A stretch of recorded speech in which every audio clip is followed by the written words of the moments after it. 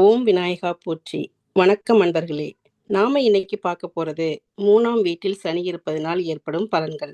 பொதுவாக 3ஆம் வீடு முயற்சியை குறிக்கும். சனி 3ஆம் வீட்டில் இருப்பதனால் ஏற்படும் பலன்கள் பற்றி நம்ம பார்க்கலாம்.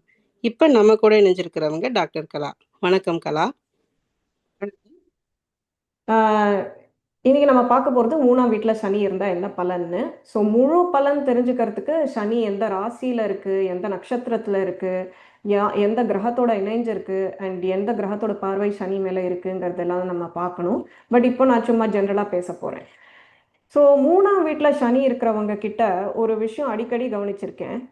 இவங்க இதர் மூத்த பிள்ளையா இருப்பாங்க, இல்லைன்னா மூத்த பிள்ளையோட பொறுப்பை சுமந்திருப்பாங்க. ஸோ சின்ன வயசுலயே இவங்க நீ தான் பொறுப்பா இருக்கணும், நீ தான் பார்த்துக்கணும், இந்த மாதிரி அட்வைஸ் அடிக்கடி மற்றவங்க கிட்டேருந்து கேட்டிருப்பாங்க. இதனால மற்ற குழந்தைங்களை விட இவங்க ரொம்ப சீக்கிரம் மென்டலா மெச்சூர் ஆயிடுவாங்க. ஆனா சில பேர் வெளியில பார்க்கும்போது இந்த பொறுப்பா இருக்கிற தோற்றம் இருந்தாலும் உள்ளுக்குள்ள கொஞ்சம் ரிபெல்ஸா இருப்பாங்க, கொஞ்சம் புரட்சியாளர்களா இருப்பாங்க. ஆனா இந்த எதிர்ப்பு புரட்சி எல்லாம் சைலண்டா தான் வெளிப்படுத்துவாங்க. உதாரணத்துக்கு யாராவது ஒரு வேலையை இவங்க மேலே திணிச்சா இவங்களுக்கு அதில் ஈடுபாடு இல்லைன்னா சண்டையெல்லாம் போட மாட்டாங்க, ஆனால் சைலண்ட்டாக புறக்கணிச்சிருவாங்க. இப்போ 3ஆம் வீடு என்னெல்லாம் குறிக்கும் அப்படின்னு பார்த்தீங்கன்னா, முயற்சி, செல்ஃப் எஃபர்ட், தொடர்பு கொள்வது, தட் இஸ் கம்யூனிகேஷன், எப்படி கம்யூனிகேட் பண்ணுறோம் அப்படிங்கிறது, ஆம், தைரியம், வீரம், நண்பர்கள், சகோதரர்கள், முக்கியமாக இளைய சகோதரர்கள். சனி இங்க இருந்தா மற்றவங்க தவிர்க்கிற வேலையை இவங்க பண்ணுவாங்க.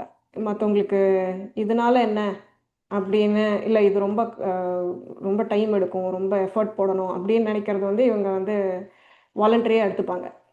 யாரும் வெளியே சொல்லாத பிரச்சனைகளை இவங்க டப்புன்னு சொல்லிடுவாங்க. யாரும் ரைஸ் பண்ணாத ஒரு விஷயம் இது ரொம்ப நாளாக பாதிச்சிருக்கு, ஆனால் யாருமே அது சிஸ்டமில் ஒன்று அப்படின்னு சொல்லிட்டு அதை சகிச்சுட்டு போகிறது இவங்க எடுத்து அதை மாற்ற ட்ரை பண்ணுவாங்க. குழுவில் யாராவது கவனிக்காத யாருமே கவனிக்காத விஷயத்த இவங்க கவனிப்பாங்க. ஸோ இதனால நிறைய நேரத்தில் இவங்களுக்கு ஒரு லீடர்ஷிப், தட் இஸ் தலைமை பொறுப்பை இவங்களுக்கு வந்து சேர்ந்துரும். ஆனால் இதில் கேட்ச் என்னன்னா, இவங்களுக்கு அது பிடிக்கவே பிடிக்காது, தலைமையில் இருக்க பிடிக்கவே பிடிக்காது. ஆனால் வேற வழி இல்லாமல் ஏற்றுக்கொள்வாங்க. ஆஹ் என்கிட்ட ஒரு பொண்ணு சொல்லியிருக்கா, நான் ஜாயின் பண்ணும்போது அண்டர் குவாலிஃபைடு, வேற யாரும் இல்லைங்கிறதுனால தான் ஒன்று எடுக்கிறோம், உனக்கு சரியான குவாலிஃபிகேஷன் இல்லை இந்த வேலைக்கு அப்படின்னு சொல்லிட்டு எடுத்தாங்களாம். ஆனால் ஹையர் பண்ணி 6 மாசத்துல நிறைய பேர் டிபார்ட்மெண்ட்ல அஹ், விட்டுட்டு போயிட்டாங்க. அப்புறம் இவங்களை லீட் பண்ண சொல்லிட்டாங்களாம். ஸோ இந்த மாதிரி சுச்சுவேஷன்ஸ் நீங்கள் ஃபேஸ் பண்ணிட்டு. இப்போ சகோதரர்கள் பற்றி பேசலாம். ஏன்னா 3ஆம் பாவத்தோட முக்கியமான இது சகோதரர்கள். ஒரு பக்கம் இவங்க சகோதரர்கள், சமூக வட்டம் இதோட இணைந்து இருக்கணும்னு இருப்பாங்க. ஆனா இன்னொரு பக்கம் கூட்டத்தோட ஃபுல்லா கலந்துக்க முடியாம இருப்பாங்க. ஸோ நான் இவங்களோட இருக்கேன், ஆனா இவங்கள்லாம் நான் ஒருவன் இல்லை அப்படின்ற ஒரு உணர்வு இவங்களுக்கு இருக்கலாம். சில பேருக்கு சின்ன வயசுல நான் கொஞ்சம் டிஃப்ரெண்ட், எல்லாரையும் விட நான் கொஞ்சம் டிஃப்ரெண்ட் அப்படின்ற ஒரு ஃபீலிங் இருந்திருக்கலாம். பட் சனியோட பாடம் தனியாக வாழணும் அப்படின்றது இல்லை, உலகத்துல இருந்து விலகி வாழணும் அப்படிங்கிறதும் இல்லை. உங்களுக்கான இடத்தை உலகத்துல கிரியேட் பண்றது எப்படி அப்படின்றது, அண்ட் நீங்க யாருன்னு கண்டுபிடிக்கிறது, உங்க சொந்த குரலை கண்டுபிடிக்கிறது, இதெல்லாம் தான் சனியோட பாடம் 3ஆம் வீட்டுல. ஸோ நீங்க ஞாபகம் வைக்க வேண்டியது, எல்லா பொறுப்பையும் நீங்களே சுமக்க வேண்டியது இல்லை. சில நேரங்கள்ல மற்றவங்க பொறுப்பை ஏத்துக்க விடுங்க. எல்லாத்தையும் உங்க கண்ட்ரோல்ல இருக்கணும், நீங்க கண்ட்ரோல் பண்ணணும் அப்படின்னு நினைக்காதீங்க. ஏன்னா அது முடியாது, உங்களால எல்லாத்தையும் கண்ட்ரோல் பண்ண முடியாது. எவ்வளோ முடியுமோ அவ்வளோ சுமை தான் உங்களால தாங்க முடியும். இன்னொரு விஷயம், இது எல்லாருக்கும் பொருத்தமா இருக்கணுமான்னு எனக்கு தெரியாது, பிகாஸ் ஒரு பொசிஷன் வச்சுட்டு எல்லாமே சொல்ல முடியாது. பட் நிறைய நான் பார்த்துருக்கேன் சின்ன வயசுல. இது கம்யூனிகேஷன் கான இடம் அப்படின்றதுனால சின்ன வயசுல நிறைய பேருக்கு பேச்சு லேட்டா டெவலப் ஆகிருக்கலாம்.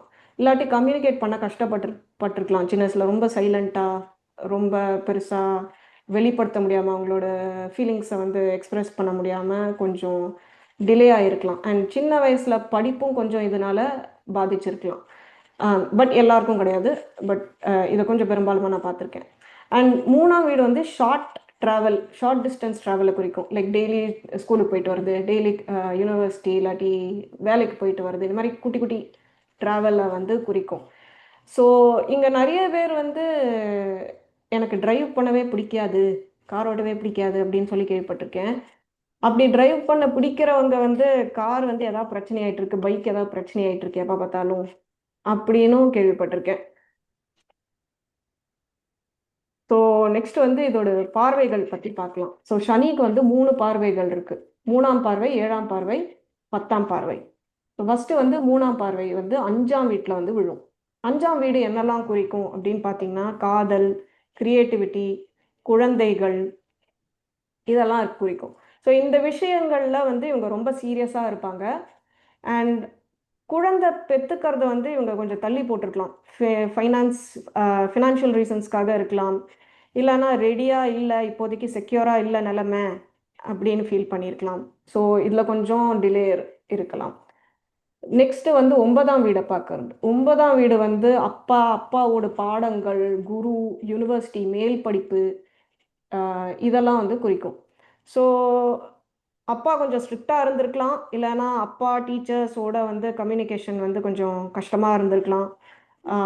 அப்பா வந்து ரொம்ப பாசமாக இல்லாமல் ரொம்ப ஸ்ட்ரிக்டாக இருந்திருக்கலாம். இல்லைன்னா வந்து ரொம்ப வேலையில் பிஸியாக இருந்ததுனால அவங்க ரொம்ப டைம் ஸ்பெண்ட் பண்ணாமல் இருந்திருக்கலாம். இவங்களுக்கு வந்து மேல் படிப்பு கொஞ்சம் டிலே இல்லைன்னா தடங்கள் வந்திருக்கலாம் இந்த பொசிஷன்னால. ஃபைனலாக வந்து 12ஆம் வீடு. 12ஆம் வீடு என்னெல்லாம் குறிக்கும்? தனிமை, வெளிநாடு, மோட்சம், தூக்கம், ஆன்மீகம், இதெல்லாம் குறிக்கும். ஸோ ஆக்சுவலாக இங்கே சாட்டனோட பார்வை வந்து இங்கே ஒரு ப்ராக்டிகாலிட்டியை கொண்டு வந்துடும். கற்பனை உலகத்தில் வாழாமல் தனிமையில் வேலை ஒரு ப்ராக்டிகாலிட்டி கொடுத்துரும். அண்ட் தனிமையில் வேலை செய்வது சனிக்கு ரொம்ப பிடிச்ச விஷயம். ஸோ இது வந்து ஒரு பாசிட்டிவ் அவுட்கமாக தான் இருக்கும் இந்த பார்வையினால். ஸோ இதுதான் வந்து ஜென்ரல் 3ஆம் வீட்டில் சனி இருக்கிறதுக்கான எக்ஸ்பிளனேஷன். நன்றி. நன்றி கலா.